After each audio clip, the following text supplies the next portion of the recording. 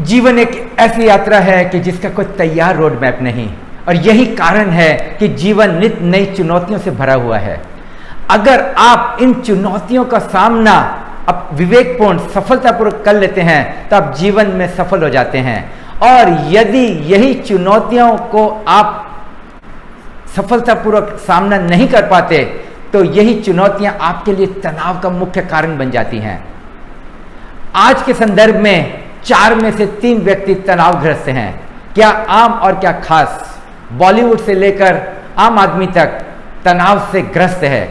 क्या कारण है जीवन में तनाव का और कैसे इससे हम मुक्ति पा सकते हैं, इस पर आज कुछ चर्चा करेंगे आध्यात्मिक दृष्टिकोण से। जीवन रूपांतरण हेतु वीडियोस की श्रृंखला में ध्यान और प्रेम की इस यात्रा में मिस्टर विजन यूट्यूब चैनल पर आप सभी मित्रों का हृदयपूर्वक हार्दिक स्वागत है। जब बच्चा पैदा होता है तब वो घिरा हुआ पाता है अपने माता पिता से, रिश्तेदारों से, और वो अपने आप को एक केंद्र मानने लगता है। जब उसको पता चलता है कि सब उसका इतना ख्याल रख रहे हैं और जीवन के अंदर वो ही एक केंद्र बन गया है, माता पिता उसकी परवरिश में, और जैसे जैसे वो जीवन में आगे बढ़ता है तो स्कूल को लेकर, उसकी पढ़ाई को लेकर, संस्कारों को लेकर जो उसके ऊपर केंद्रीकरण होता है, तब बच्चे की परवरिश स्वयं को केंद्र मानकर होने के कारण वो अस्तित्व के केंद्र से कट जाता है। तब वो अपने आप को इतना महत्वपूर्ण मानने लगता है कि वो धीरे धीरे अपने केंद्र से, अपने वास्तविक केंद्र से दूर होने लगता है, और इसी कारण वो अस्तित्व की विराट ऊर्जा से भी कटने लगता है, और वो पाता है कि वो ही इस जीवन को चला रहा है, चलाने वाला भी वही है, जो वो सपने जीवन में संजोएगा उसको पूरा करना भी उसी का ही एक दायित्व है। इस तरीके से वो जीवन को जीने लगता है।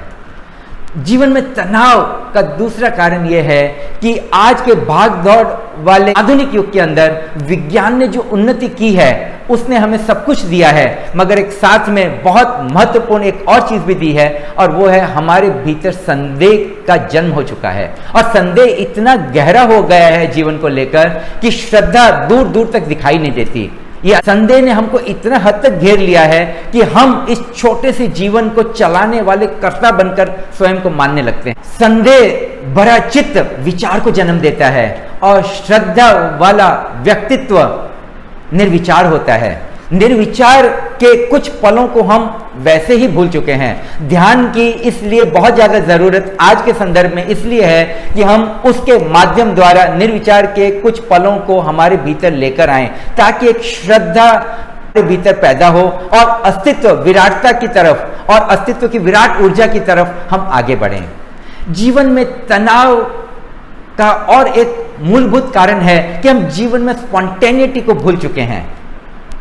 We are not at all going with the flow. जीवन में घटने वाली हर एक घटना हमें कुछ सिखाकर जाती है, हमें आगे आने वाली घटनाओं के लिए तैयार करती है, मगर हम जीवन को अपने हिसाब से, अपने मन के विचारों के माया जाल से जीते हैं। हम चाहते हैं कि जीवन जैसा मैं चाहता हूं वैसे मेरे जीवन में घटनाएं घटे, और डिस्टेंस जीवन के प्रति होने के कारण हमारे भीतर तनाव होता है। और चौथा तनाव का जीवन में मुख्य कारण है कि हम ये भूल चुके हैं कि मैं कौन हूं।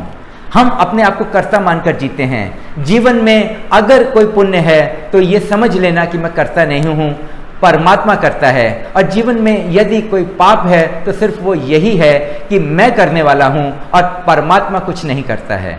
जैसे ही आप जीवन में होश को लेकर आते हैं, थोड़ा सा ध्यान की तरफ आगे बढ़ते हैं, तो आप जान पाते हैं कि करने वाला मैं नहीं, मेरी हैसियत तो सिर्फ दृष्टा की है, साक्षी की है।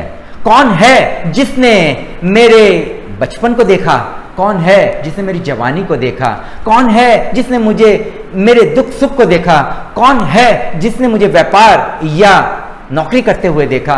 कौन है प्रतिपल जो मुझे नींद के अंदर से उठाता है? कौन है जो मेरे अंदर मुझे सपने जगाता है? कौन है जो मेरे भीतर है, जो देखता है? वही मैं हूं, देखने वाला, दृष्टा, साक्षी।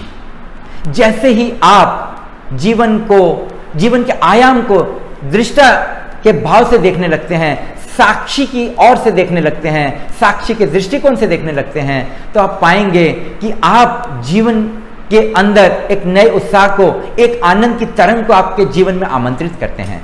जीवन में तनाव मुक्त कैसे हुआ जाए, इस पर एक दो छोटे छोटे उपाय पर अभी कुछ हम बात करेंगे। जैसे ही आपको तनाव आए तो आप अपना ध्यान नाभि केंद्र की ओर ले जाएं, आंखें बंद कर लें और नाभि केंद्र पर अपना ध्यान लेकर जाएं और गहरे सांस लेना शुरू कर दें। जैसे ही आप नाभि केंद्र से जुड़ने की ओर आगे बढ़ेंगे, आप पाएंगे कि आप अपने केंद्र की तरफ आगे बढ़ते हैं। जो आप स्वयं को केंद्र मान के चलते थे, आप केंद्र ना होते हुए आप स्वयं को सरकमफ्रेंस के ऊपर महसूस करेंगे और आप पाएंगे कि आप तनाव से मुक्त होना शुरू हो गए।